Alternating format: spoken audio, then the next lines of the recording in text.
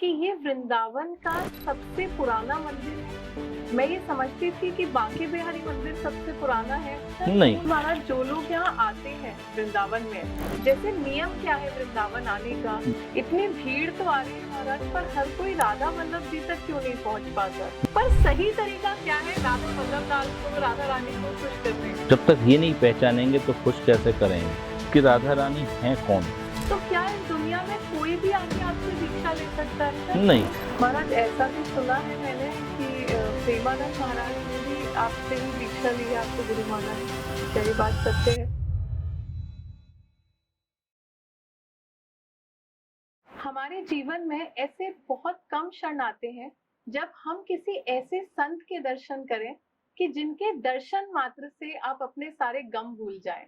आज से 2 दिन पहले मैंने पहली बार श्री राधा वल्लभ के दर्शन किए और मेरे बहुत सौभाग्य थे कि श्री हरिवंश महाप्रभु की गद्दी पे विराजमान उनकी 18वीं पीढ़ी श्री राधा वल्लभ के तिलकायत अधिकारी मोहित गोस्वामी जी महाराज से मेरी मुलाकात हुई और मुझे ऐसा लगता है कि उनसे मिलने के बाद मैं भी इसी मंदिर की होके रह गई। महाराज, आपका बहुत बहुत स्वागत है। आपका आशीर्वाद मिल जाए तो शायद मैं भी जीवन में कुछ ऐसा कर पाऊं जो आप यहाँ पर इस मंदिर के जरिए कर रहे हैं। ये तो राधा वल्लभ संप्रदाय को पुराने लोग सिंह की माद कहते हैं। माद माने लॉयंस डेन, जहाँ पे वो रहता है शेर। अच्छा। उसमें से तो केवल सिंह के बच्चे ही निकल सकते हैं बाहर, और कोई जानवर निकल सकता है जिंदा? नहीं। सिंह की माद में से। तो ये तो राधा वल्लभ संप्रदाय को तो सिंह की माद बताया है। दिल्ली विश्वविद्यालय के हेड रह चुके हैं डॉक्टर ब्रजेंद्र स्नातक, उन्होंने जो अपनी थीसिस लिखी है उसमें यही कह रहे हैं वो कि राधा वल्लभ संप्रदाय तो सिंह की माद है। यहाँ से तो जो निकलता है वो सिंह के बच्चे ही निकलते हैं जो संसार में दहाड़ते रहते हैं। महाराज जी, मुझे कल यहाँ आके पता लगा कि ये वृंदावन का सबसे पुराना मंदिर है। मैं ये समझती थी कि बांके बिहारी मंदिर सबसे पुराना है। कल पहली बार मेरी आंखें खुली इस बारे में। राधा वल्लभ लाल संवत 1564 1564 संवत सन नहीं के दिन कार्तिक सुदी 13 के दिन हितरवंश महाप्रभु लेके आए हैं वृंदावन राधा वल्लभ लाल को।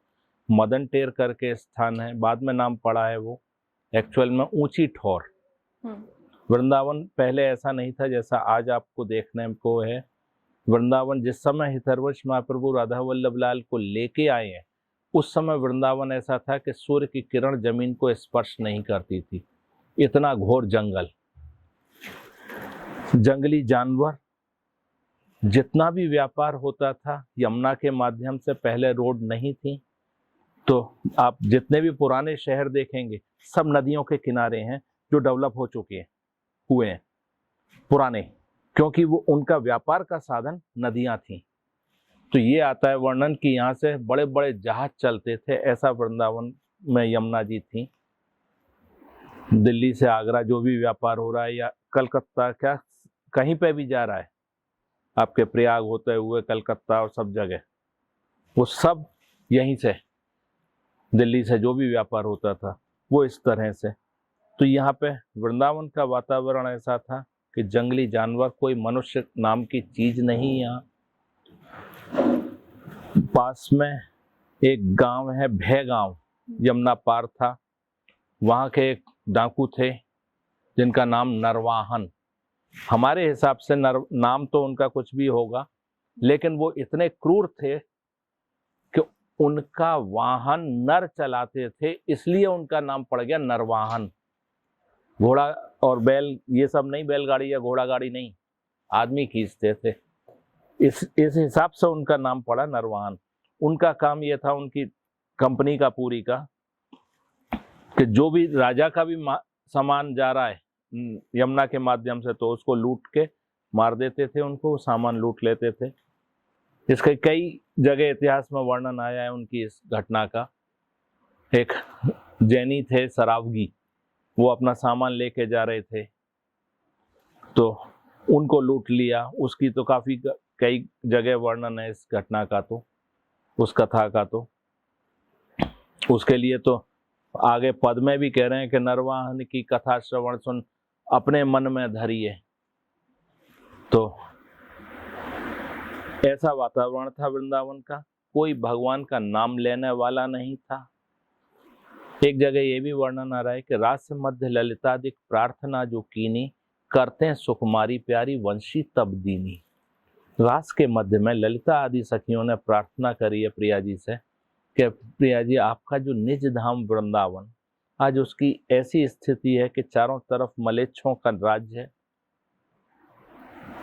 वो वहां से कोई हिंदू या कोई रसिक वृंदावन आ नहीं सकता है, और वृंदावन की ऐसी स्थिति है, घोर जंगल, जंगली जानवर, ऐसा वातावरण है वहां पे। आज आपका नाम लेने वाला कोई नहीं है। तब प्रिया जी ने वंशी जी को आज्ञा दी है, रास मध्य ललितादिक प्रार्थना जो कीनी। जब रास के मध्य में ललिता आदि सखियों ने प्रार्थना करी है, करते सुकुमारी प्यारी वंशी तब दीनी, अपने हस्तकमल से वंशी जी को आज्ञा दी है कि जाओ वहां प्रकट हो और वृंदावन की पुनर्स्थापना करो। हितहरवंश महाप्रभु एकमात्र ऐसे आचार्य जो ब्रज में पैदा, और जितने भी संप्रदाय और मंदिरों के आचार्य देख रहे हैं आप, सब बाहर से आए हुए। इनका जन्म स्थान है ये बादक ग्राम है, जहां आज मथुरा रिफाइनरी है। वो आधी से ज्यादा हमारी जगह पे ही है, एक्वायर करी गई थी उस समय। तो वो उनका जन्म स्थान है, वहां पे बाद ग्राम है। वहां पे उनका जन्म हुआ वैशाख शुक्ल पक्ष एकादशी संवत 1530 को उनका जन्म हुआ। वहां से इनके पिता उस समय हुमायूं के वो थे जागीरदार। वहां पे देवबंद राजधानी होती थी उस समय, तो ये देवबंद में रहते थे।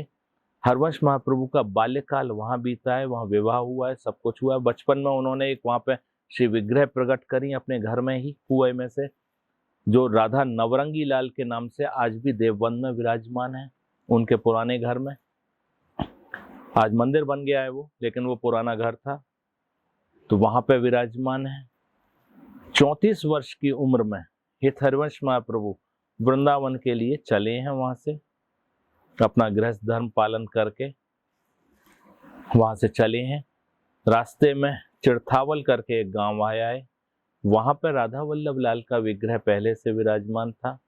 वो अलग घटना है कि वहां के ब्राह्मण थे, उन्होंने शंकर जी से प्रार्थना करी दर्शन के लिए, तो शंकर जी ने उनको राधा वल्लभ लाल दिए, तो ये उनके यहाँ सेवा में रहे। आगे आएगा तो ये भी प्रसंग बताएंगे। तो उनके यहाँ थे, वहां पे से राधा वल्लभ लाल को लेके हरवंश महाप्रभु वृंदावन की तरफ चले हैं। वृंदावन टीले नुमा था, जंगल था घोर। उस समय राधा वल्लभ लाल को लेके आए हैं। एक सुंदर सी जगह देखी, एक टीला देखा है यमुना किनारे पे, बड़ का पेड़ लगा हुआ है बड़ा, वहां पे उसके नीचे विराजमान किया है। ये आ रहा है वर्णन, लता भवन सुख शीतल छाहा, श्री हरिवंश रहत नित तहा, तहा न वैभव आन की। वहां किसी भी प्रकार के वैभव का कोई प्रदर्शन नहीं, लताओं के मंदिर में, पेड़ पौधों के मंदिर में ही विराजमान किया है, कोई कंस्ट्रक्शन नहीं, कुछ नहीं। वहां हरवंश महाप्रभु के जीवन काल तक वहीं विराजमान रहे हैं राधा वल्लभ लाल। फिर जब उनके बड़े पुत्र गद्दी पे बैठे हैं वंचन महाप्रभु, तब उस समय भी काफी समय तक वहीं विराजमान रहे हैं। संवत 1584 पुराना मंदिर बना है, उसमें विराजमान हुए राधा वल्लभ जी। उस समय सुंदरदास कायस्थ, सुंदरदास भटनागर थे एक, वो अब्दुल रहीम खान खाना जो अकबर के दीवान थे, उनके खजांची थे। वो वंचन महाप्रभु के छोटे भाई कृष्णचंद महाप्रभु के शिष्य थे, उन्होंने धन दिया और एज ए लेबर उसमें काम किया है उस मंदिर में।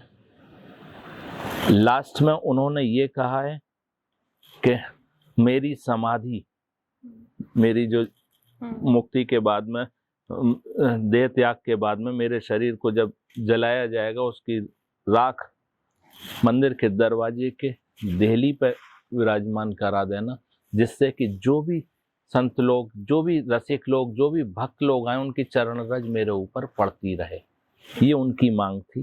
तो ऐसा ही किया गया, बाहर वहाँ उनका वो किया गया है उस तरह से। तो उस मंदिर में विराजमान हुए। फिर औरंगजेब का आक्रमण हुआ वृंदावन में। उस समय वृंदावन में 7 मंदिर थे, 7 को वृंदावन छोड़ के जाना पड़ा है। राधा वल्लभ जी भरतपुर जिले में है कामवन, कामा, वहां पे रहे हैं 123 वर्ष। जब मुगल पीरियड खत्म हो गया है, इंग्लिश पीरियड शुरू हुआ है, तब ये नया कंस्ट्रक्शन हुआ है, तब इस मंदिर में लौट के आए हैं। और आज वृंदावन का आपको वो भी वृंदावन दिखा दिया कि घोर जंगल, और आज का आप देख रहे हैं घोर कंक्रीट वन। ऐसा वृंदावन कहाँ से कहाँ पहुंच गया। हरिराम व्यास हुए हैं हितरवंश महाप्रभु के शिष्य, ओरछा के राजगुरु थे ये। विद्वान ऐसे कि इन्होंने 7 बार काशी जी परास्त करी। उस समय काशी में डिबेट होती थी, सारे भारत के विद्वान होते थे। जो उसमें डिबेट में जीतता था उसको राजा के बराबर का सम्मान मिलता था, उपाधि मिलती थी ताम्रपत्र, और विश्व विजयी पंडित घोषित किया जाता था। बड़े बड़े ताम्रपत्र और धन दिया जाता था, सैनिक सेवा में दिए जाते थे। तो उन्होंने अब विचार करो, 7 बार काशी को हराया, तो विद्वान विद्वत्ता में कहाँ होंगे। हरवंश महाप्रभु का केवल एक पद सुना है और सीधे वृंदावन की तरफ भागे हैं। फिर यहाँ आके जब हरवंश महाप्रभु से मिले हैं तो दूसरा पद सुनाया है उन्होंने। उसके बाद से सारा अपना वैभव छोड़ के, वृंदावन छोड़ के कभी नहीं गए। उस समय राजा मधुकर शाह थे, बड़े बड़े उन्होंने लगाए। तो यहाँ जो आज जात पात का चल रहा है उसी का वर्णन करते हुए इस समय कह रहे हैं कि उस समय वो विश्व विजयी पंडित जिसने 7 बार विश्व विजय करी पंडिताई में, उसकी ये स्थिति कि उनकी थोड़ी सी घटना बताते हैं हरिराम व्यास की, क्योंकि राजा के मुख्य सलाहकार थे वो, तो राजा की एक एक गतिविधि उन्हें मालूम थी। तो अब ओरछा नरेश मधुकर शाह, उन्होंने सैनिक भेजे बुलवाने के लिए, हाँ आ रहा हूं मैं, आ जाऊंगा मैं, ये करके टाल देते। फिर राजा की उन्हें मालूम पड़े कि राजा अब क्या स्टेप उठाएगा, कि आप गुप्तचर लगाएगा कि इनकी दिनचर्या क्या है, ऐसी लग्जरी लाइफ छोड़ के या जंगल में पड़े हैं जहाँ झोपड़ी भी नहीं है, एक बारिश तूफान ठंड गर्मी सब सहन कर रहे हैं, ऐसा क्या इनको वहां मिला है। तब जासूस लगा दिए कुछ उसने, तो उन जासूसों से बचते हुए दुपकते हुए आ रहे। तो यहाँ राधा वल्लभ लाल की राजभोग आरती हो गई। भोग के बाद में जो उस समय वृंदावन में कुछ साधु रहते थे उनकी पंगत होती थी, वो आज भी परंपरा है हमारे यहाँ। राजभोग के बाद में जो रसिक भक्त रहते हैं उनकी पंगत होती है। तो वो पंगत हो चुकी थी, ये दुपकने के चक्कर में लेट हो गए काफी। तो उधर से जो सफाई करने वाली रहती है, जिसको आज नाम नहीं लिया जा सकता, हरिजन भी कह सकते हैं आप, कई तरह से कह सकते हैं, तो वो सब साधुओं की उच्छिष्ट झूठन लेके अपनी पत्तल सारी समेट के, जो चीजें पकौड़ी अकौड़ी जो सब फुल्का चावल जो बचे थे वो सब लेके जा रही थी अपनी टोकरी में। रास्ते में हरिराम व्यास मिले, वो प्रकांड विद्वान, वो प्रकांड पंडित वो मिले। उन्होंने उसने टोका, मेहतरानी ने, ये शब्द आ रहा है वाणियों में, मेहतरानी ने टोका कि आप कहाँ जा रहे हो, तो बोले प्रसाद पाने। अरे महाराज वहां तो सब हो गई, सारी लीला हो गई, ये देखो मैं उच्छिष्ट ले आई। उनने उसकी टोकरी उगड़वाई जो कपड़ा से ढकी थी, दिखा क्या है, तो ऊपर कढ़ी की पकौड़ियों का दोना रखा था, उसमें से एक पकौड़ी उठाई और मुंह में डाली, जय राधा वल्लभ लाल की करके। कहाँ से? उस मेहतरानी की टोकरी में से उस प्रकांड पंडित ने। ये सीन देख रहे थे राजा के गुप्तचर, राजा के पास गए हैं सीधी खबर लेके कि महाराज तुम्हारा पंडित तो भ्रष्ट हो गया है, हमने देखा है मैत्रानी की टोकरी में से ये उठा के खाते हुए पकौड़ी। राजा ने पीछा छुड़ाया अपना, उनसे नहीं बुलाने के लिए कोई को भेजा। अब ऐसी स्थिति में क्या बुलाऊं ये। लेकिन प्रसाद की महिमा का गान करते हुए हरिराम व्यास अपनी व्यासवाणी में कह रहे हैं कि उनकी कृपा मनाते हुए कि एक पकौड़ी से जग छुड़ायो। प्रसाद का महिमा का गान करते हुए एक पकौड़ी से पूरा जग छुड़ा दिया। राजा चाहता तो उठा के बुलवा लेता अपने पास सैनिकों को बेच के, लेकिन वो प्रसाद जो पाया आपकी कृपा का, उसने एक पकौड़ी से पूरा जग छुड़वा दिया, मेरा सारा संसार छुड़वा दिया। तो ये प्रसाद की महिमा। हरवंश जी महाराज इस प्रसाद के लिए कह रहे हैं, प्रसादम स्वामिन्या स्वकर्तल दत्तम प्रणयत। प्रसाद स्वामिनी के द्वारा अपने हाथ से दी हुई वस्तु अब हम दे रहे हैं आपको, लेकिन आया कौन का? आया, चैनल अलग अलग हैं, लेकिन किसका और किसके पास? बीच के चैनल हटा के देखा जाए तो उनके द्वारा अपने हाथ से दी हुई वस्तु। इसी कारण से हमारे यहाँ किसी भी प्रकार का व्रत नहीं है, किसी भी प्रकार का। एकादशी दुनिया करती है, सब करती है, यहाँ कोई व्रत नहीं है। आज नॉर्मली होता क्या है भाई, ठाकुर जी सब कुछ है कि आप सब कुछ हैं? ठाकुर जी। लेकिन जिस दिन हमारा व्रत है उस दिन ठाकुर जी का भी व्रत हम कराते हैं या नहीं? उन्हें आवश्यकता है व्रत की? नहीं, क्योंकि अब वो हमारे वश में है जी। हम उनको नचा रहे हैं जी। ये कंडीशन है, तभी तो हम उनका भी व्रत करा रहे हैं। क्योंकि खाएगा कौन? जी जी जी। जो हमें खाना है वो तुम खाओ। जी। तो अपने वश में कर रखा है हमने। जी। तो वो कैसे लास्ट मोमेंट पर वो क्या काम करेंगे जी। जब आपके अंडर में है वो? तो यहाँ तो ये है कि उनको लाड़ है।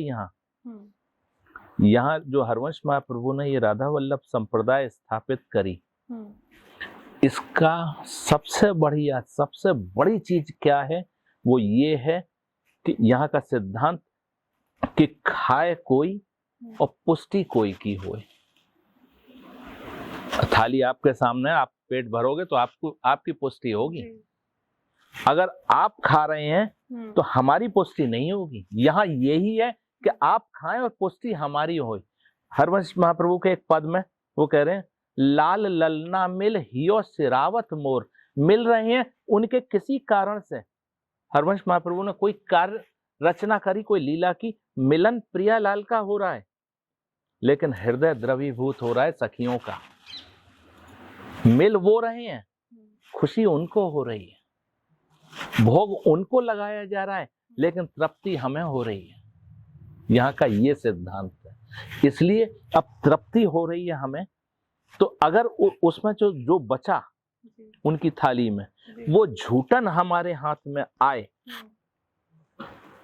और उस समय तिथि देखी जाएगी या अन्न देखा जाएगा या वो देखा जाएगा किसकी झूठन। वृंदावन में जो पुराने सिद्धांत हैं, यहाँ पे कि कोई भी तिथिवार कुछ नहीं है। सबसे प्रथम उनकी दृष्टि, उनकी तरफ देखना, कोई तिथिवार नहीं, उनकी खुशी में खुश रहना। हमारा केवल यही एक्शन होना चाहिए। कोई भी एक्शन हम करें कि उससे उनकी दर्शनावली के दर्शन हो जाएं। हमें अपना कुछ नहीं चाहिए, हमारे रोम रोम को ताकत मिल जाती है जिस समय उनकी दर्शनावली के, हमारे कोई एक्शन से उनकी दर्शनावली के दर्शन हो जाएं।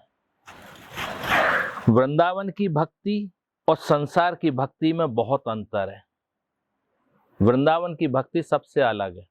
इसमें महाराज जी मैं ऐड करना चाहूंगी, जैसे आज वृंदावन में लाखों लोगों की भीड़ लग रही है, सब लोग आ रहे हैं, आके जा भी रहे हैं, पर आज के लोगों को ये पता ही नहीं है कि वृंदावन आना क्यों है। जैसे नियम क्या है वृंदावन आने का? वृंदावन है क्या भाई? कहीं जाना है, कोई भी पिकनिक स्पॉट पे भी जा रहे हैं जी तो आजकल तो सबकी जेब में गूगल बाबा हैं। वो पहले सर्च करते हैं कि वहां देखने की क्या क्या चीजें हैं, कैसा क्या क्या जी। चीज है, कितने किलोमीटर दूरी पे हैं ये चीजें, हम कहाँ रुकेंगे, तो वहां से हमारा कितना दूर वो डेस्टिनेशन बैठेगी, वहां से कितनी बैठेगी, अपना पूरा प्रोग्राम बना के चलते हैं। इसी तरह से जब वृंदावन आ रहे हैं तो मुंह उठा के सीधे चले जाते हैं। वृंदावन पहले पहचाने तो सही, वृंदावन है क्या। आज ये नहीं है कि दिल्ली से इतने किलोमीटर, तुम्हारे ग्वालियर से इतने किलोमीटर और वहां से इतने किलोमीटर, ये वृंदावन वृंदावन नहीं है। जी वृंदावन तो अधर कमल पे है। जी ये तो उसकी एक फोटोकॉपी है जो प्रैक्टिकल हरवंश महाप्रभु ने ये लैब स्थापित करी है वृंदावन कि यहाँ शुद्ध प्रैक्टिकल करो, प्रैक्टिकल शुद्ध होंगे तब एग्जामिनेशन हॉल में उनकी सेवा में पहुंचो। यहाँ शुद्ध तरीके से प्रैक्टिकल करके Vrindavan as a living being, कोई शहर नहीं है, ये जीवित है वृंदावन। वृंदावन जीवित है। वाणियों में वर्णन देखो, जिस समय प्रियालाल एक दूसरे के कंधा पे हाथ रख के वन विहार के लिए निकल रहे हैं तो वन पंथ देत, वन है ये, कोई बगीचा नहीं है, जी बाग नहीं है जी जहाँ पे पाथ बना हो कि यहाँ से निकल के जाना है, जी रास्ता बनी हो। जी जंगल में कोई रास्ता होती है, कांटे हम्म और कोई सीक्वेंस में कोई पेड़ भी नहीं होते हैं, हम्म उसमें से रास्ता, उसमें से निकल के जा रहे हैं जब प्रियालाल, जी तो ये आ रहा है कि कोमल कोमल घास खिलती चली जा रही है, अपने उन पावड़े बिछाती चली जा रही है, जी और वन पेड़ कोई बीच में आ रहा है, झाड़ियां बीच में आ रही हैं, वो सब साइड होती जा रही हैं, हम्म अपने यहाँ प्रस्ता बनती चली जा रही है। और ये वृंदा सखी की देन है, ये वृंदा सखी ये लीला कर रही हैं। और सखी भाव जो है वो ये है, जो मन की बात को समझ ले वो सखी। उनको कहना नहीं है कोई चीज कि मुझे पानी चाहिए, जी अभी तुमने पानी मांगा तो हाँ। पानी तब आया, जी जी उनको कहने की जरूरत नहीं है। उससे पहले सखियों ने वैसा, जैसा मौसम है, जैसा भाव है उनका, जैसी इच्छा है वैसा पानी, चिल्ड चाहिए तो चिल्ड भी है, गुनगुना भी है, नॉर्मल भी है, जैसा चाहिए वैसा तुरंत उनके सामने है, बिना कहे बिना कहे। बिना मांगे। उनकी मन की बात को समझने वाली हैं सखियां। इसी तरह से वृंदा सखी कि तुरंत उनके मन में आया कि यहाँ सरोवर होना चाहिए, बढ़िया सरोवर में आज किला करेंगे, किली करेंगे, मन में आई है, उससे पहले वहां सरोवर बनकर तैयार। ये है वृंदावन। राधा वल्लभ मुख कमल निरख नैन हरिवंश, हरिवंश जी का दोहा है कि ये उन नैनों से अगर देखेंगे, वो लेंस लगा कर देखेंगे तो वो ही वृंदावन दिखेगा। और आज भी हैं जो उस चीज का आनंद ले रहे हैं। आज तो वृंदावन की स्थिति ये कर दी है कि मंदिरों की मंडी है। जिन, अब लोगों को बुरा लगे तो लगे, हम अपने मन के पीड़ा है, जिन्होंने, जिनके भगवान ने, जिनको पूज रहे हैं वो, उन्होंने वृंदावन नहीं देखा, लेकिन उनके चेलाओं ने यहाँ पे उनका ऑफिस खोल दिया एक। जब तक वृंदावन से में ऐसे ऐसे आश्रम बन गए हैं, ऐसे ऐसे लोग आ गए हैं वृंदावन में जिनका कभी दूर तक मतलब नहीं है, बाहर के लोग ज्यादा आते जा रहे हैं, दूर तक मतलब नहीं है वृंदावन की कोई लीला से, जिन ठाकुरों का भी, जी जिन भगवानों का भी, जी उनके भी आश्रम खोल लिए। क्योंकि वृंदावन एक ऐसा, गवर्नमेंट की तरफ से और लोगों की तरफ से, दोनों के सहयोग से वृंदावन एक ऐसा टूरिस्ट कॉम्प्लेक्स बन गया है जी कि जब तक उनके ऑफिस यहाँ नहीं होंगे तो उनकी फिल्म नहीं चलेगी। फिल्म चलाने के लिए, अपना धंधा करने के लिए लोगों ने वृंदावन में बड़े बड़े आश्रम बना रहे हैं। सही बात। पर महाराज, जो लोग यहाँ आते हैं वृंदावन में, तो उन्हें सबसे पहले कहाँ दर्शन करने चाहिए, या उनके दर्शन नहीं, ऐसा कुछ नहीं है, कोई नियम नहीं है, कोई नियम नहीं है। वृंदावन तो सबके लिए है, सब आ रहे हैं और जा रहे हैं। लेकिन आपको बताया अभी कि वृंदावन है भाव की भूमि, जिसका जैसा भाव है। 100 में से 100 ऐसे आ रहे हैं, अरे वहां पे नालियां इतनी गंदी रहती हैं, रोड इतनी गंदी रहती है। भाई तुम गंदगी देखने आए तो तुम्हें दिख रही है, सही बात। तुम अगर उन्हें देखने आओ तो वही दिखेंगे तुम्हें। ये तो अपने भाव के ऊपर है। वो तो गंदगी, हम तो कहते हैं कि इससे ज्यादा गंदगी और होनी चाहिए। जो इस गंदगी देखने वाले हैं वो वही देख के दूर हो जाए, अरे वहां नहीं आए, वहां नहीं जाना, बहुत गंदगी रहती है।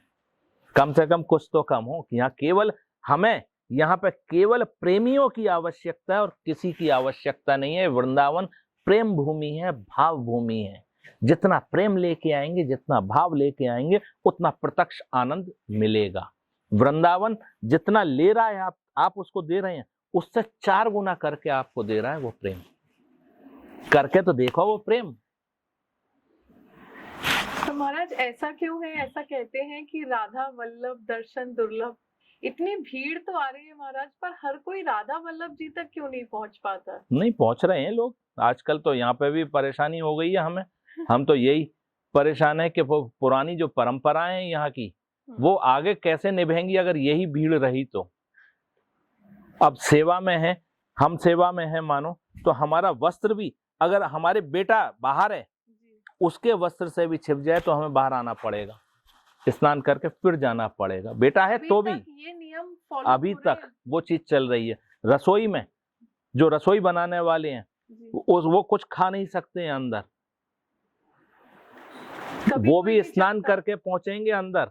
अगर वो भी किसी से स्पर्श हो गए तो वहां से बाहर आ जाएंगे, नहा के फिर जाएंगे। ये पुरानी परंपराएं जो हैं, अन्न का बाहर का कुछ भी भोग नहीं लगेगा, जो है वो यही रसोई में बनेगा वो लगेगा। बाहर का केवल खोए का और दूध का सामान लग सकता है, बस छेना वगैरह नहीं, पनीर वगैरह नहीं, सब यही बनता है, सब यही बनेगा, जो भी भोग लग बनेगा। और अंदर रसोई में किसी भी प्रकार के तेल का प्रवेश नहीं है, तो फिर खाना शुद्ध घी, पूरा घी में। ये जो पुरानी परंपरा है, यहाँ समाज गायन जो रसिकों ने लीलाएं देखी हैं, उनको हम जैसे क्या कहेंगे, आजकल के कामी और कुटिल जो लोग हैं, उनके लिए वो लिपिबद्ध कर गए कि ये पढ़ के कम से कम वो समझ के उनकी तरफ झुकें तो सही जी। तो वो जो पद हैं उनकी जो रचनाएं हैं, जो उन्होंने लीला देखी है, उसको लिपिबद्ध कर गए आपके आनंद लेने के लिए। उन पदों का रोज दोनों टाइम, सुबह और शाम को, मौसम के अनुसार, उत्सव के अनुसार उनका गान होता है। ये परंपरा आज भी 500 साल से बराबर चली आ रही है ये, और बहुत जगह होती है वृंदावन में, ये परंपरा है समाज की। लेकिन वहां सब जगह लिमिट है। उत्सव से 10 दिन पहले से शुरू हो जाएगी, कोई विशेष उत्सव आना है तो बीच बीच में होती है, परमानेंट डेली दोनों टाइम। और आगे जब फूस और आधे माघ, आधा फूस का महीना और आधा माघ का, इस बार 1 जनवरी से शुरू है, आधा पौष शुक्ला दोष से खिचड़ी उत्सव शुरू होता है राधा वल्लभ लाल का। उस समय 3 टाइम वो पद गायन होता है। सुबह 5:30 बजे, जिस समय कोई रजाई नहीं छोड़ना चाहता जी, उस समय से यहाँ बैठ जाते हैं समाज, भरी सर्दी में जब पीक पे होती है सर्दी, उस समय राधा वल्लभ लाल को खिचड़ी का भोग लगता है। खिचड़ी भी कहने के लिए खिचड़ी है, लेकिन उसके संग में कम से कम 50 से 100 आइटम अलग तरह के, कई तरह के अचार, कई तरह के सब्जियां, श्रीखंड रहता है, रबड़ी रहती है, फैनी रहती है, बहुत सारी चीजें रहती हैं, गजक कई तरह की, ये सारी चीजें रहती हैं। खिचड़ी भी 2 प्रकार की, मीठी और नमकीन। जितना उसमें दाल और चावल रहता है खिचड़ी में, उतना ही मेवा, उतनी ही घी। वो अगर 1 दोना प्रसाद कोई को मिल जाए तो पूरे दिन की तृप्ति, उसको भोजन की जरूरत नहीं है, पेट ऐसा भरा रहेगा। और अदरक कूचा, कई चीजें रहती हैं ऐसी, सारी गरम गरम चीजें जो उनको सुख दे जी, जी। उसके लिए। और वो सारे पदों का कि कैसे पहले तो 11 पद समाज में सुबह उसमें खिचड़ी उत्सव में स्तुति के होते हैं, फिर उसके बाद में उनको उठाने के, कैसे प्रियलाल को सखियां उठा रही हैं, फिर खिचड़ी भोग के पद, फिर उसके बाद में जब मंगला आरती के बाद में, मंगला आरती आजकल आप दर्शन करें तो केवल कोई श्रृंगार नहीं, पगड़ी धारण है और एक ओढ़नी ओढ़े हुए पतली सी जी। जैसे जैसे मौसम ठंडा होता जा रहा है वो ओढ़नी थोड़ी मोटी होती चली जाएगी, लेकिन खिचड़ी उत्सव में विशेष परिधान होता है, वो उसका कहते हैं फरगुल जी। कैप में ही शॉल पूरा फिट रहता है, तो वो इस तरह से कवर होता है कि केवल ये ट्रायंगल में मुखारबिंद के दर्शन होंगे जी, जी, जी। उसमें आरती उस तरह से होगी। फिर धीरे धीरे एक हस्तकमल बाहर आएगा, फिर दूसरा हस्तकमल के दर्शन होंगे, फिर एक चरण के, फिर दूसरे चरण के, फिर आधे अंग के, फिर सर्वांग के। जब वो सर्वांग के हो जाएंगे, उसके बाद में राधा वल्लभ लाल की छद्म वेश की झांकियों के दर्शन होते हैं। कोटिक रूप धर्यो नंद नंदन, तौ न पावे पार, परम धन राधा नाम आधार। करुण प्रकार के रूप धर धर के ठाकुर जी जो प्रिया जी से मिले हैं, मणिहारिन बन के जा रहे हैं, चूड़ी बेचने वाली, श्रृंगार वाली बन, इत्र वाली बन के जा रहे हैं। तो उन रूपों के दर्शन उसमें होते हैं राधा वल्लभ लाल के, अद्भुत दर्शन। जो आप दिन भर में भीड़ देख रहे हैं, उस समय ही इतनी भीड़ रहती है मंदिर में कि 1 इंच की जगह नहीं रहती है। किसी टाइम में, बड़ों के टाइम में हमने सुना कि काफी बड़ा मंदिरों में नाम आता था, आज ये मंदिर हो गए छोटे पुराने। जी। पुराने मंदिर जितने भी उस समय के हिसाब से तो बहुत बड़े थे। आज से 15 साल पहले तक भी काफी था, लेकिन उसके बाद से तो मंदिर छोटे होते चले जा रहे हैं, रश इतना बढ़ रहा है। महाराज, ऐसा कई बार होता है कि जो लोग घर में बैठे हैं या जो आज की युवा पीढ़ी है, वो राधा रानी को खुश करने तो आती है, पर क्योंकि इतने सारे संत हैं, इतने सारे पंडित हैं, आजकल सब अलग अलग तरीके बता देते हैं राधा रानी को खुश करने के। पर सही तरीका क्या है राधा वल्लभ लाल को, राधा रानी को खुश करने का? बेटा, सबसे बड़ी चीज कि राधा रानी है कौन, जब तक ये नहीं पहचानेंगे तो खुश कैसे करेंगे। ये इनकी जो अवस्था बताई जा रही है वो है किशोरावस्था, 12, 13, 14 ये साल की, दोनों की, कृष्ण जी की और प्रिया जी की। हमेशा यही है, हमेशा। इसका ना आदि है ना अंत है, ना कभी इनका जन्म हुआ ना इनका अंत है। राधा और कृष्ण का। अब राधा जी हैं कौन? कृष्ण जी का अपना हृदय से प्रकट किया हुआ प्रेम, अपने हृदय से प्रकट किया हुआ प्रेम अपने आनंद लेने के लिए। जब वो प्रेम की मूर्ति है, प्रेम है साक्षात, तो उनको कोई पूजा से या किसी बंधन से बांधा जा सकता है? उनका तो एक ही नियम है कि वो प्रेम के वश में होती।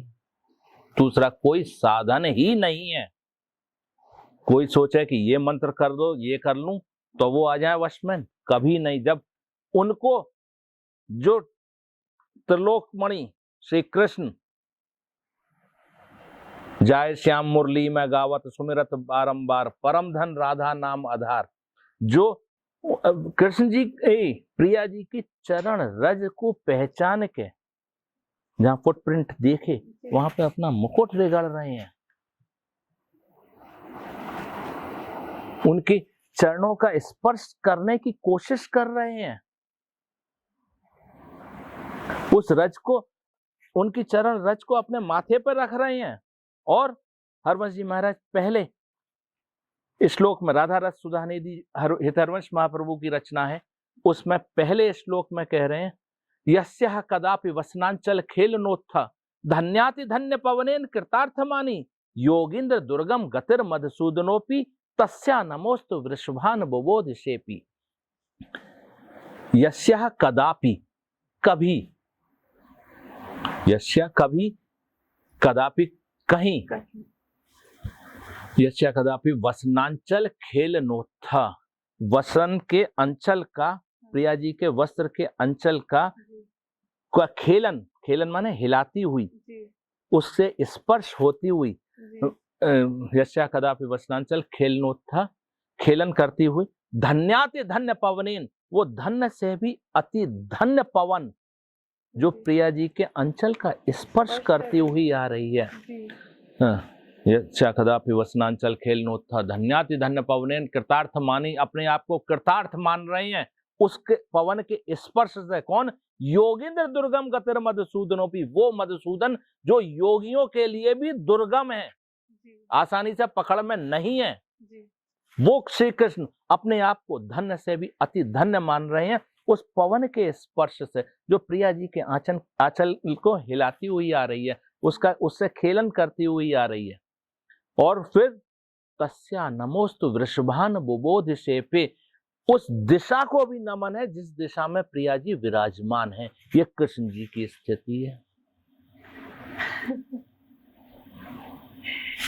आगे तीसरे नंबर के दो है श्लोक में राधा रस सुधा निधि में हितरवंश महाप्रभु कह रहे हैं, यो ब्रह्म रुद्र शुक नारद भीष्म मुख्यई रालख्य तो न सहसा पुरुषस्य तस्य सद्यो वशीकरण चूर्ण मनंत शक्तिम तम राधिका चरण रेणु मनु स्मरामी। यो ब्रह्म रुद्र शुक नारद, ये अपने अपने क्षेत्र के मुखिया हेडों की गिनती गिन रहे हैं, बता रहे हैं।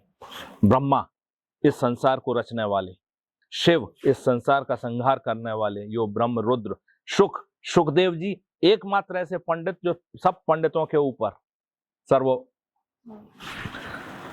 शुक। नारद, नारद 33 करोड़ कोटि देवता बताए जाते हैं, इतने देवता हैं धर्म में, केवल एक नारद ऐसे हैं जिनके नाम के आगे देवर्षि शब्द प्रयोग होता है। देवता होते हुए भी ऋषि के समान जिनका जीवन, देवर्षि नारद, तो वो देवताओं के अग्रणी मान रहे हैं।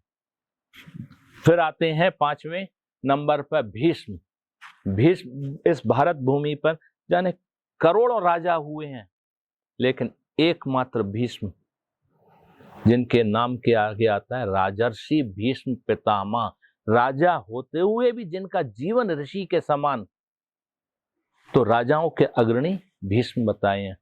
इनकी ये जो मुखिया लोग हैं, यो ब्रह्म रुद्र शुक नारद भीष्म मुख्यई, जो मुखिया लोग हैं, रालक्ष्य तो न सहसा पुरुषस्य तस्य, रालक्ष्य आसानी से आलक्ष्य देख भी नहीं सकते हैं उन परम पुरुष श्री कृष्ण को। ये लोग कौन? ब्रह्मा, रुद्र, शुक, नारद और भीष्म, ये लोग आसानी से उन परम पुरुष श्री कृष्ण को देख भी नहीं सकते। अपॉइंटमेंट ले लिया इन्होंने कि इतनी तारीख को इतने बजे मिलेंगे, लास्ट मोमेंट पे वो दरवाजे पे पहुंचे हैं कि कृष्ण जी कैंसिल कर दें, नहीं मिलना। ऐसे श्री कृष्ण जो हैं भाई, मिलना तो हमें भी है उनसे, तो हम विचार भी कर सकते हैं कि हम मिल सकते हैं। जब इन लोगों की ये स्थिति है, जो इन्होंने एक क्षण में या एक दिन में जो भजन किया हम पूरे जीवन में नहीं कर पा रहे हैं, तो हमारी तो कोई औकात ही नहीं है, हम विचार भी नहीं कर सकते कि उनसे मिलना होगा हमारा। लेकिन हरवंशी महाराज उसकी भी रास्ता बता रहे हैं। सद्यो वशीकरण चूर्ण मनंत शक्तिम, वो त्रिलोकी का स्वामी श्री कृष्ण, उसके लिए कोई ऐसा, एक कहानियों में सुना होगा वशीकरण का चूर्ण कि किसी के ऊपर डाल दिया, वो उसको वश में कर लिया, पूरी तरह से वश में, जैसे चाहे वैसे नचा लो, जैसे कहोगे वैसे करेगा, यहाँ बैठ जा, यहाँ उठ जा, वो सब करेगा, वश में हो गया। तो ऐसा कौन सा चूर्ण है? सद्यो वशीकरण चूर्ण, तुरंत वश, सद्यो माने तुरंत, with in a second work करने वाला, सद्यो शब्द वहां प्रयोग होता है। सद्यो वशीकरण चूर्ण, तो ऐसा कौन सा चूर्ण है जो उस त्रिलोकी के स्वामी पे हम डाल दें? तब कह रहे हैं सद्यो वशीकरण चूर्ण मनंत शक्ति, एक शब्द और जोड़ दिया इसमें, अनंत शक्तियों के संग में और वो वशीकरण चूर्ण, केवल उसमें वशीकरण की ताकत नहीं, सद्यो वशीकरण चूर्ण मनंत शक्तिम, अनंत शक्तियां और हों उसमें। तब कह रहे हैं लास्ट में, तम राधिका चरण रेणु मनु स्मरामी, प्रिया जी के चरण रज का स्मरण मात्र वो त्रिलोकी का स्वामी वश में है। तो ऐसी जो प्रिया जी हैं वो कैसे वश में आएंगी? केवल प्रेम, वो किसी बंधन में नहीं है। उनकी एक ही टेक है, एक ही आदत है कि प्रीत के वश हो जाएं, दूसरा और कोई कारण नहीं है। इसलिए इस वृंदावन की रज को सर्वोपरि माना है। देवन को दुर्लभ नरदेही सोते सहज ही पाई, देवताओं के लिए भी दुर्लभ है ये मनुष्य योनि, आपको सहज में मिल गई। और फिर कह रहे हैं कि पाए रतन चीनो नहीं, रतन मिला वृंदावन रूपी, उसको पहचाना नहीं, दीनों करते डार हाथ से छोड़ दिया। और तीर्थों की तरह, और तीर्थों में गिने जा रहा है ये वृंदावन आज। वृंदावन तो चंद्रमणि के समान है, और तीर्थ कांच के टुकड़ा है, उसकी माला कैसे बनाई जा सकती है चंद्रमणि मिला के कांच के टुकड़ा के संग में। तो वृंदावन तो एक अपने आप में अद्भुत है, प्रगट है, जीवित है, और प्रेम, वृंदावन में प्रेम की नदी बहे चहुं ओर। आज 100 में से 100 जने ये कहेंगे वृंदावन, वृंदावन है तुलसी, तुलसी का वन। मूर्ख हैं जो कह रहे हैं, बिल्कुल मूर्ख। तुलसी का पेड़ कितना बड़ा होता है? ज्यादा से ज्यादा देखा होगा, ज्यादा से ज्यादा 5 फुट। हाँ। उससे ऊंचा देखा है? नहीं। और गन्ने का खेत, वो भी इसी के बराबर। गन्ने का तो और ज्यादा 10 फीट तक रहता है। तो कहीं गन्ने का जंगल देखा है? आम का तो और बड़ा होता है जी। आम का जंगल देखा है? आम के बाग होते हैं, गन्ने का खेत होता है। तुलसी का भी खेत वन नहीं हो सकता। वृंदावन का शंकर जी पद्म पुराण में वर्णन कर रहे हैं उसका। वृंदावन वो भूमि जहां पे भक्ति का सिंचन हो, वो जगह वृंदावन। जहां पे भक्ति का सिंचन हो, वो जगह वृंदावन। तो वृंदावन भागवत में महात्मा ही वर्णन आ रहा है कि भक्ति माता है, उनके 2 पुत्र हैं, ज्ञान और वैराग्य, उनके संग में चली हैं, सौराष्ट्र से निकली हैं, वहां से घूमती हुई सब जगह। कहीं ज्ञान युवा हो रहा है और ये दोनों बुढ़े हो रहे हैं, कहीं वैराग जो है दूसरा पुत्र वो यौवन में आ रहा है और ये दोनों बुढ़े हो रहे हैं। वृंदावन में जिस समय प्रवेश किया है तो भक्ति नव यौवना हो गई हैं और दोनों अचेत अवस्था में पड़े हैं यहाँ।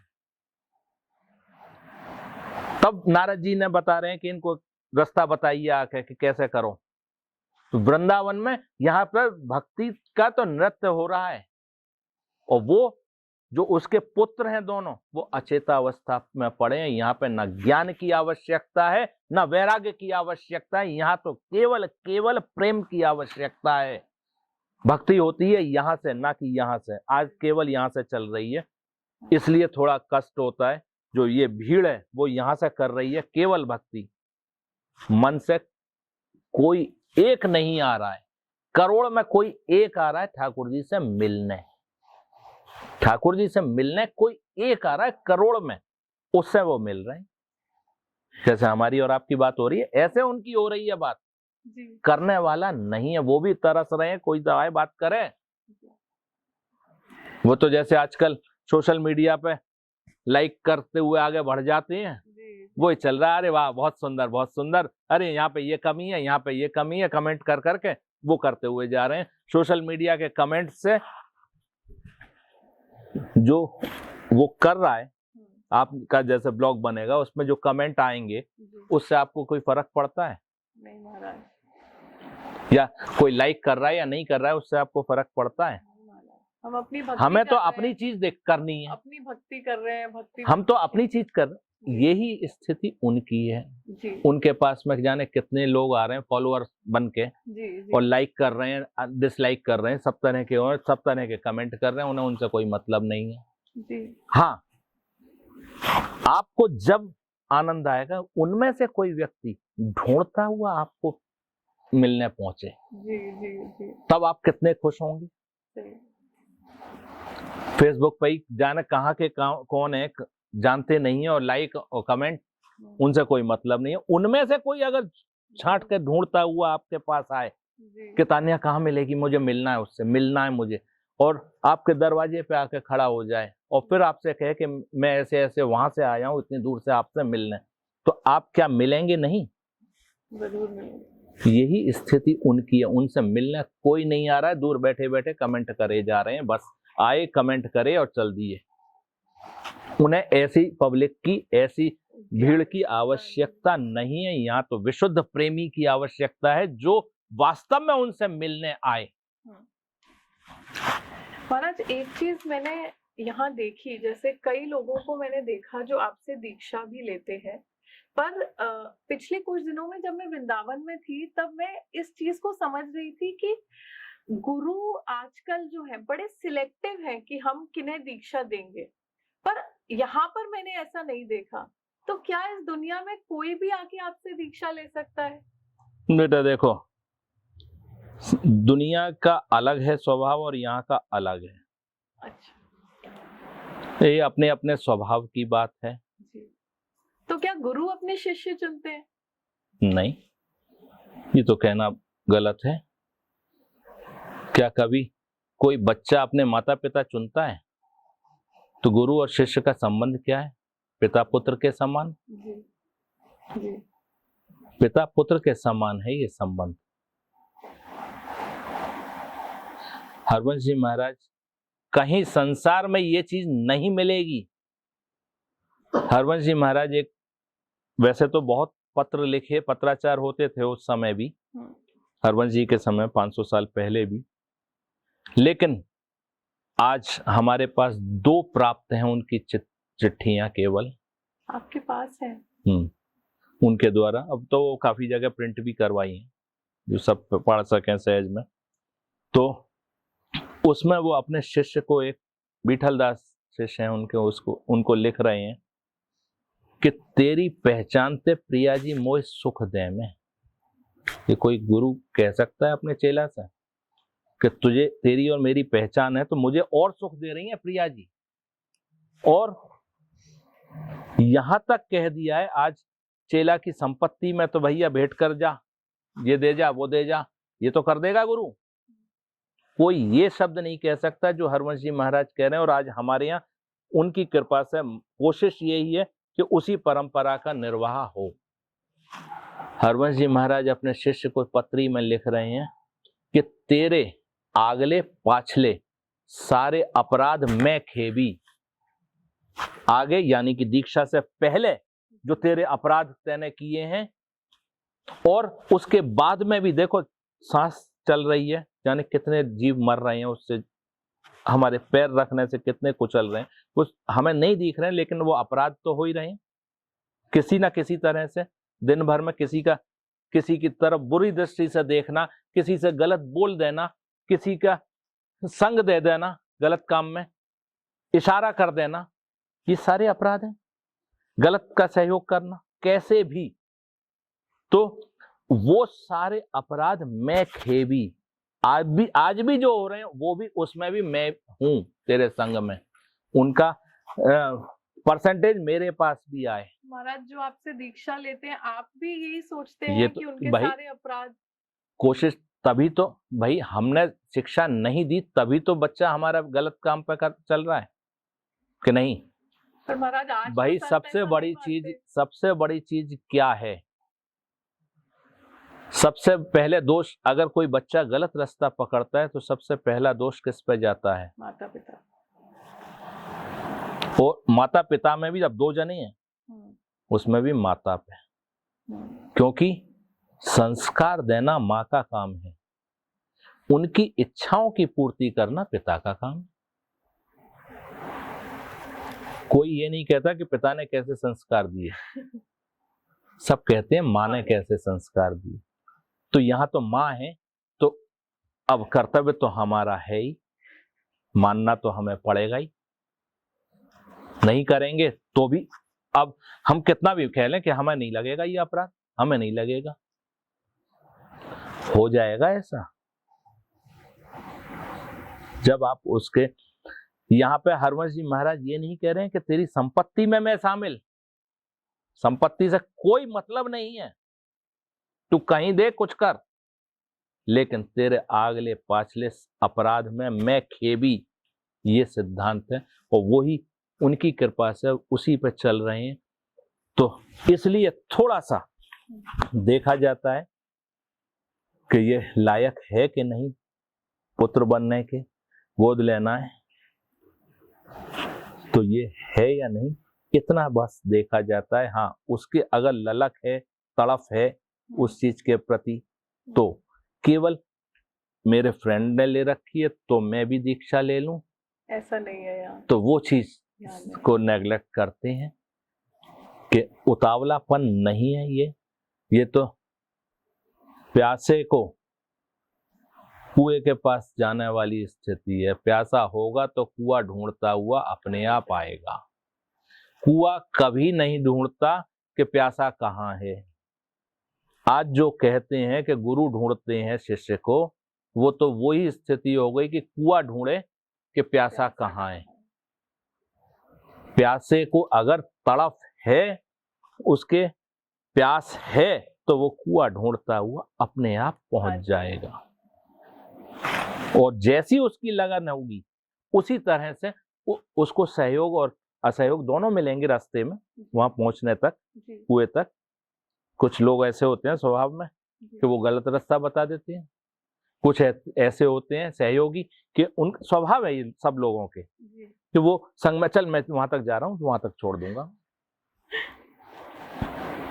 तो ये चीज, तो वो सहयोग भी मिलेगा, असहयोग भी बीच में मिलेगा, लेकिन उसकी तड़फ, उसकी प्यास के ऊपर है वो कुएं तक पहुंच रहा है या नहीं। महाराज ऐसा भी सुना है मैंने कि प्रेमानंद महाराज ने भी आपसे ही दीक्षा ली है, आपको गुरु माना है, क्या ये बात सत्य है? शरणागत मंत्र हमसे ले रखा है उसने, शुरुआत तो यहीं से हुई है। वैसे तो शंकर जी और ब्रह्म के थे। हरवंश नाम तो यहीं से मिला है। राधा वल्लभ संप्रदाय की मोहर तो यहीं से लगी है। उनकी कृपा से हम नहीं है सहयोगी, उनकी कृपा से। देखो, अपने आप को बड़ा बताना वो उचित नहीं है, क्योंकि बड़े बैठे हैं यहाँ, तो उनकी कृपा के बल पे जो होता है वो है। तो महाराज मैं बहुत सालों बाद, बड़ी सालों की मेहनत के बाद, मुझे लगता है इतने साल आपके दर्शन मुझे इसलिए नहीं हुए क्योंकि मैं योग्य बन रही थी आपके सामने आने की।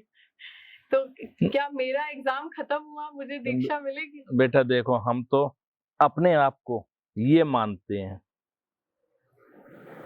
लेकिन अंतर ये है उधर वाली में और इधर वाली में, ये उनकी चरण की है।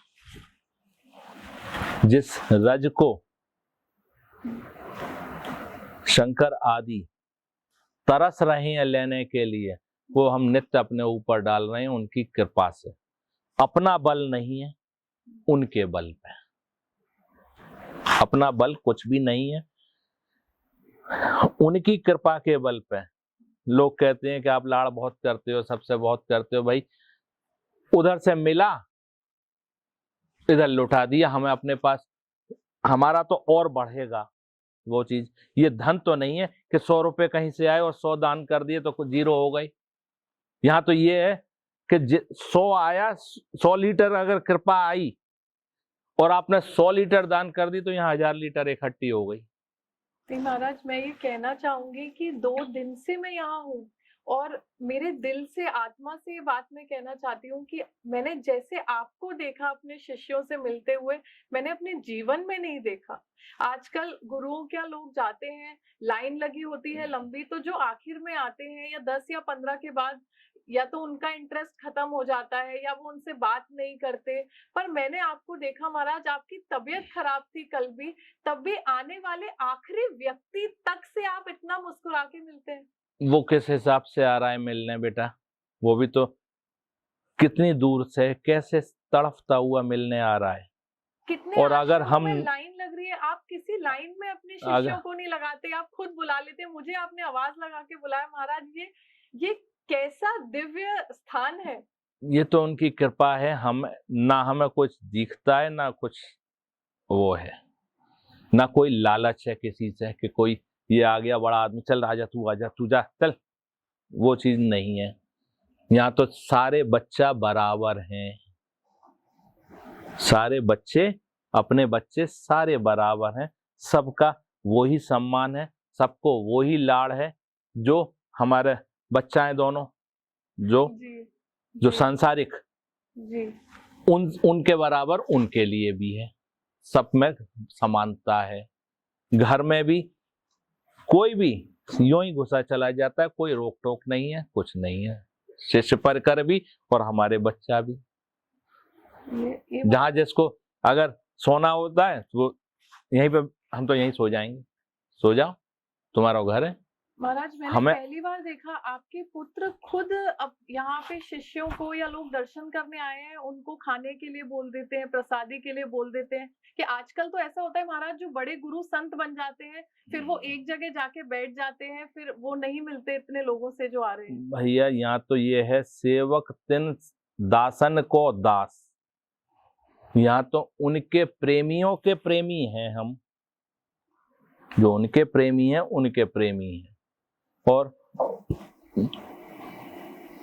एक जबलपुर के पास में गढ़ा गांव था, आज वो जबलपुर सिटी में ही आ गया है, सिटी बड़ी हो गई है। तो वहां पे पंचमठा मंदिर है, वहीं के थे सेवक जी, हरवंश महाप्रभु के शिष्य।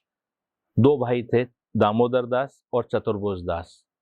तो वो भी वहां अपने क्षेत्र के काफी नामी पंडित थे उस समय, 500 साल पहले। सेवक जी ने एक रचना करी है सेवक वाणी की, जिसमें कि हरवंश महाप्रभु के जानकारी दी है, हरवंश महाप्रभु के बारे में बताया है कि वो क्या चीज, और कभी मिले नहीं है साक्षात प्रकट में। वहां बैठे हुए उन्होंने, जबलपुर में बैठे हुए उनकी, और हरवंश महाप्रभु के अंतर ध्यान होने के बाद में उनकी रचना करी है। और हरवंश महाप्रभु ने उनको स्वप्न में दीक्षा दी है। और जब वो वृंदावन आए हैं, उससे पहले उनको काफी बुलवाया गया, आएंगे आएंगे आएंगे। जब वंचन महाप्रभु ने उनको एक पत्र लिख के बुलाया है कि श्री जी का भंडार लुटाएंगे, तुम आओ तो सही, जो तुमने हरवंश महाप्रभु का इतना बढ़िया वर्णन किया है उसके लिए प्रशस्ति के हिसाब से।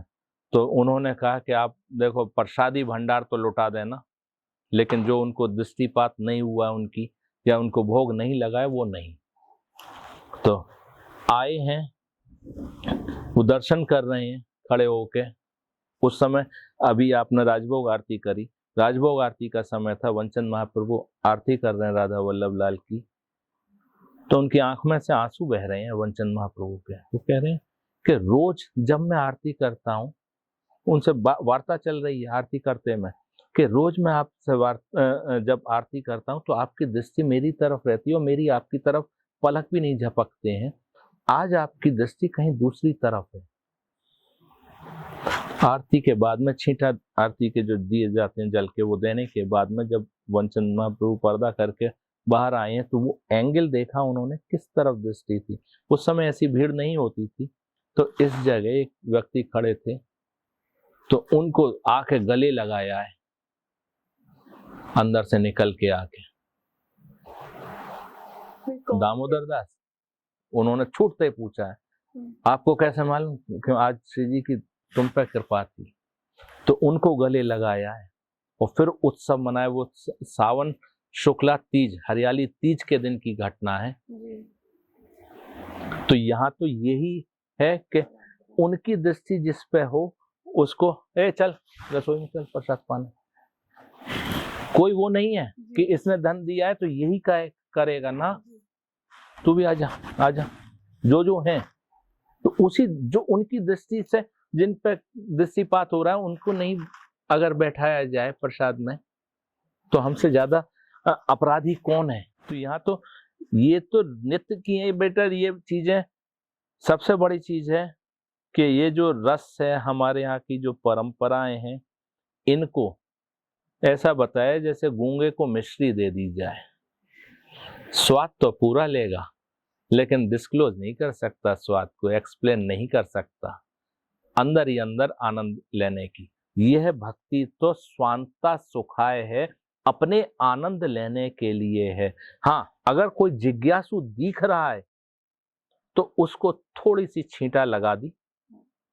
अगर अब उसकी कैपेसिटी देखो वो कितना चलता है। अगर हाँ उसकी तड़प और बढ़े तो उसको और रसपान कराओ। तो ये चीज डिस्क्लोज करने की या पब्लिक के लिए नहीं है, ये तो केवल जिज्ञासुओं के लिए है, जो अपना आनंद लेना चाहते हैं, अपना सुख लेना चाहते हैं। महाराज, आज मतलब मेरा आखिरी सवाल आज के लिए आपके लिए बस सिर्फ ये है कि आज का जो जमाना है, जिस कलयुग में हम जी रहे हैं, तो सभी लोग जितने मंदिर में आ रहे हैं या हर कोई आज के ज़माने में अपने लिए प्रेम ढूँढने में निकाल देता है। आज शादी भी करता है, उसमें प्रेम ढूँढता है, नहीं मिलता। परिवार में भी ढूँढता है, प्रेम नहीं मिलता। तो प्रेम की सही परिभाषा क्या है? प्रेम का काम क्या है? दो से एक करना, वो प्रेम का काम है। ज्ञान का काम है एक से दो करना। तो यहां वर्णन कर रहे हैं, कई जगह आ रहा है, प्रेम गली अति साखरी जामे दो ना समाए। कितनी पतली गली है प्रेम की, इसमें दो जने नहीं जा सकते। एक ही जाएगा। एक ही जाएगा। जब दो से एक हो जाएंगे तब, ये जो आप प्रत्यक्ष दर्शन कर रहे हैं, ये दो मन मिल एक ही भय, श्री राधा वल्लभ लाल, दोनों एक हैं। आज प्रेम की पराकाष्ठा किसे बताया जाता है? जहां पे भी उदाहरण दिया जाता है, जल और मीन, मछली का और जल का, अग्नि का और पतंगे का, भौरे का और कमल का, ये चंद्रमा का और चकोर का, ये उदाहरण दिए जाते हैं। हमारे यहाँ तो ये भी निकृष्ट बताया जा रहा है, जो कि संसार में सर्वोपरि बताया जा रहा है। हमारे यहाँ ये बंधे विषय की डोर, ये भी विषय की डोर में बंधे हुए हैं, प्रेम नहीं है। पूछो कैसे नहीं है? कैसे? मछली जल में है क्योंकि जल से प्रेम है, दोनों प्रेमी हैं। लेकिन जब मछुआरा जाल डालता है तो वो अपने प्रेमी की बाहों में से खिंची चली जा रही है। क्या प्रेमी रोक रहा है या उसने पहले इशारा दिया? जब प्रेम है तो देना चाहिए जी। तो एक तरफा है, मछली का है, जल का नहीं है। भौरा कहाँ रहता है? बड़े बड़े पेड़ों की दरख्तों में, पेड़ों में एक छेद देखे होंगे आपने, वो भौरा खुद बनाता है अपने रहने के लिए। बड़ी बड़ी लकड़ियों को भेद देता है और संध्या के समय जब कोमल कमल की पंखड़ियों में बंद हो जाता है तो वो कोमल कमल की पंखड़ियों को नहीं भेदता, क्योंकि उसका प्रेम कमल से है, मकरंद से है, जो कि इतने मोटे मोटी लकड़ियों को छेद कर देता है। वो कमल का नहीं है। कमल को उसको कह देना चाहिए, भाई उड़ जा, मैं बंद हो रहा हूँ, हाँ। संध्या हो गई, नहीं, उसी में वो दम तोड़ देता है। तो यानी कि भौरे का है, कमल का नहीं है, एक तरफा। चंद्र और चकोर, चकोर एक पक्षी कबूतर जैसा होता है, गूगल पे करेंगे तो दिख जाएगा, वैसे तो बहुत ही रेयर है अब देखने को। तो वो जंगल में चंद्रमा को निहार रहा है, पीछे से बिल्ली आई, झपट्टा मार के ले गई चकोर को। चंद्रमा को रोकना चाहिए था अगर प्रेम है तो, नहीं, एक तरफा। और कौन सा ऐसा प्रेमी है जो अपने प्रेमिका को या प्रेमी को खत्म कर दे? पतंगा और अग्नि का देख लो, उसी में जल के भस्म हो जाता है। अग्नि को जलाना चाहिए जब प्रेम है तो? वो तो सब एक तरफा है। और यहाँ का प्रेम जो है वो है, हरवंश जी महाराज श्रीमद चतुराशी जी हैं, उनके जो 84 पद हैं, उसमें पहला पद कह रहे हैं, जोई जोई प्यारो करे सोई मोए भावे, भावे मोहे जोई सोई सोई करें प्यारे। जो मुझे अच्छा लगता है, जोई जोई भावे मोहे, जो जो मुझे अच्छा लगता है वो ही करते हैं, और जो मुझे अच्छा लगता है उसके अलावा वो कुछ करते ही नहीं है। ये है प्रेम, दोनों एक। लास्ट लाइन में इसमें कह रहे हैं, जैसे हित हरिवंश हंस हंसनी सांवल गौर, कहो कौन करे जल तरंगन न्यारे। लीला कर रहे हैं सरोवर में, तो ये कह दिया एक बार कि हंस हंसनी का जोड़ा है। अब पहचान में कैसे आए कि हंस कौन है, हंसनी कौन है? तो कह दिया सांवल और एक गौर, एक सांवला है, एक गौर है। सांवल कृष्ण जी हैं और सांवली प्रिया जी हैं, गौर प्रिया जी हैं, दोनों डिफरेंस कर दिया। अब आगे कह रहे हैं, कहो कौन करे जल तरंगन न्यारे, जल और तरंग को अलग कौन कर सकता है? हो सकती हैं, लेकिन जिस समय आप डिफाइन करेंगे तो जल की डेफिनेशन अलग है और तरंग की, वाटर की अलग डेफिनेशन बनेगी और वेव्स की अलग बनेगी डेफिनेशन जब डिफाइन करेंगे। लेकिन दोनों को सेपरेट नहीं किया जा सकता। ऐसे ही हमारे राधा वल्लभ लाल हैं, दोनों एक हैं, उनके बिना वो नहीं और उनके बिना वो नहीं। लेकिन जिस समय डिफाइन करनी, डिफाइन का मतलब कोई लीला करानी है, होली की लीला करानी है मानो जी। तो अब दो पार्टी बनेंगी जी। जी। तब तो होगी लीला। हाँ। नहीं तो अकेले में कैसे खेलेगा कोई। तो दो करनी है तो अब डिफाइन कर रहे हैं। तो इधर कृष्ण जी की टोली है, इधर प्रिया जी की टोली है। अब डिफाइन हो रहे हैं कि ये कृष्ण जी हैं, ये राधा जी। नहीं तो दोनों एक। संसार की भक्ति और यहाँ की भक्ति में यही अंतर है। संसार की भक्ति में जो फॉर्मूला यूज होते हैं, कहीं जो फॉर्मूला जो शब्द है वो ये है कि उस पर कोई क्लेम नहीं है, बिल्कुल ध्रुव सत्य है वो चीज। एक और एक दो, ये नियम है संसार का, ये फॉर्मूला है। लेकिन वृंदावन की उपासना में एक और एक एक, दर्शन कर लो, एक और एक एक।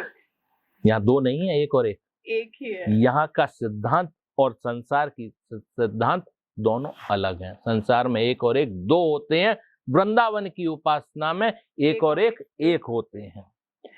ये याद रखूंगे मैं महाराज जी। और जो भी लोग इस पॉडकास्ट को देख रहे हैं, मुझे लगता है कि एक बार राधा वल्लभ जी के दर्शन सच में दुर्लभ। लेकिन एक बात इसमें रोक के तुम्हें ये कहना चाहेंगे, प्रेम के संग, प्रेम के संग आपको यहाँ पर जरूर आना है, क्योंकि इन 2 दिनों में शायद मैंने अपना जीवन बिल्कुल बदल लिया और मेरे लिए प्रेम की, लव की डेफिनेशन आज बिल्कुल चेंज हो गई। मेरे लिए भी एक और प्रेम एक प्रेम क्या है? प्रेम ये है कि इसका ना आदि है ना अंत है, ना शुरुआत है ना खत्म है। ये बराबर एक ही तरह से बस तरंगें उठती रहती हैं इसकी। ना प्रेम कभी पैदा होता है ना खत्म होता है। जो होने वाली चीजें वो सब काम है, वो प्रेम नहीं है। जो नियम के बंधन में बंधा है वो प्रेम नहीं है। जो किसी भी नियम में बंधा हुआ है वो प्रेम नहीं है। प्रेम तो स्वच्छंद है। हमारे यहाँ पद में कह रहे हैं, अरे मेरी वारी को भंवरवा लोभी कहूं ब न जायरी। मेरी वारी का, प्रिया जी का, मेरी वाली ब्रज भाषा में वारी, मेरी वारी का भौरा प्रेमी लोभी कहूं ना जायरी। और वह रेशम को बंधो फुंदना उड़ उड़ जायरी। लहंगा में साइड में फुंदना रहता है ना, जी जी, नाड़े का वो लटकन जो, वो आप दौड़ेंगे तो वो उड़ता जाएगा, लेकिन वो दूर हटेगा, संग में नहीं रहेगा। और यहाँ बिना बंधन के बंधा ही रहेगा। लोभी, वो इतना लोभी है प्रेम का, वो दूसरी जगह जाएगा ही नहीं। और वह रेशम को बंधवा फुंदवा उड़ उड़ जाएरी। तो यहाँ तो प्रेम का जो है वो यही है कि बिना बंधन के, बिना बंधन क्या है? नियम। ये करना, ये नहीं करना, ये करना, ये नहीं करना, ये नियम है। उसमें जो बंधा हुआ है उसको प्रेम नहीं होगा। आपका बहुत बहुत धन्यवाद भैया। हमारा बच्चा है, बहुत आनंद दे रहा है और सबको आनंद दे रहा है। इसके माध्यम से भी हमने भी कई जगह मध्य प्रदेश में घूमी है, उत्तर प्रदेश में भी कई जगह घूमी है जो नहीं जा पाते हैं। तो आप लोग भी इसका सहयोग करें और इसको आशीर्वाद दें कि ये आगे बढ़ती रहे।